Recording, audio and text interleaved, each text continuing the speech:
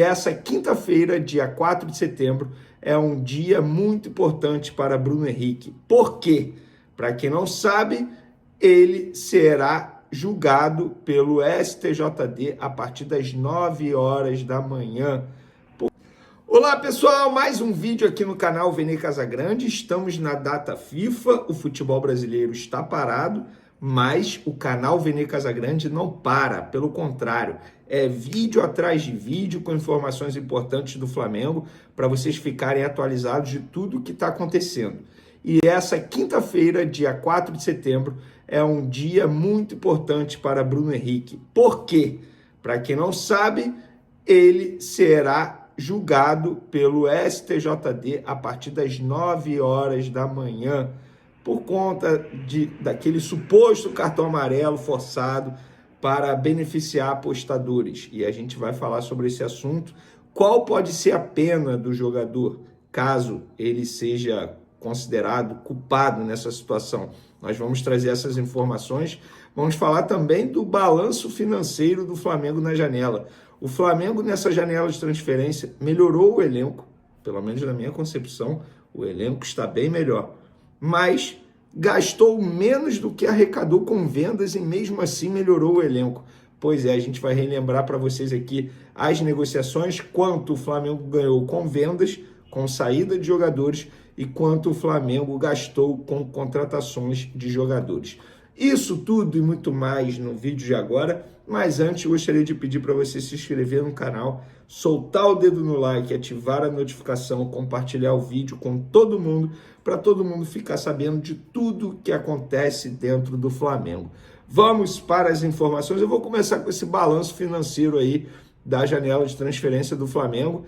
O Flamengo conseguiu receber mais dinheiro com venda de jogadores, ou seja, arrecadar mais com vendas do que com reforços, e mesmo assim melhorou e muito o seu elenco.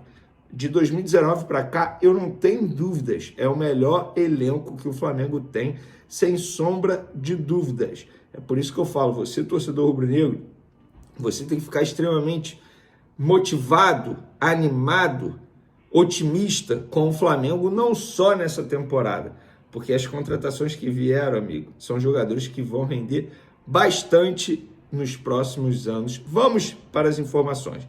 Vamos lá. O Flamengo contratou nessa janela Emerson Royal, que custou 58,7 milhões de reais.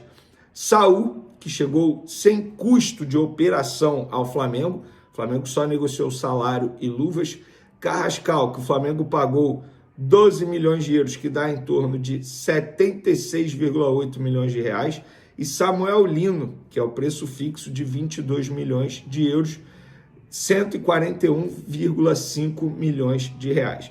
Esses jogadores, totalizando eles, ainda teve o Jorginho, tá? Que também chegou de graça, tal como o Saul, 277 milhões de reais. As saídas foram: o Flamengo negociou aí 7 jogadores. Vamos lá: Wesley, Gerson, Vitor Hugo, Lucas Furtado, querendo ou não, a gente bota nesse balaio aí, Matheus Gonçalves, Lohan e Schola. Só que o Wesley, vendido por 25 milhões de euros, dá 162,2 milhões de reais. Gerson, 25 milhões de euros, mas na ocasião o valor do euro estava um pouquinho menor, ou seja, ficou 160,6 milhões de euros. Matheus Gonçalves, vendido ao Ali por 9 milhões de euros. Lohan foi emprestado ao Pisa, mas o Flamengo ganhou 500 mil euros pelo empréstimo, dá 3,1 milhões de reais. E o Schola, que o Flamengo vendeu 50% por 2,1 milhões de reais. Isso dá aí 378,5 milhões de reais.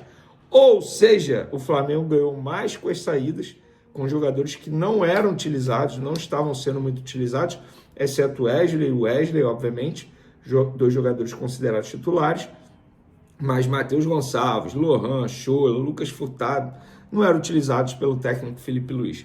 Isso mostra que reforçar elenco não é apenas trazer jogadores, é você também saber fazer as saídas. E o Flamengo soube de uma maneira extraordinária, na minha concepção, Só faltou o Michael, que pode sair ainda, e o Juninho também pode sair ainda.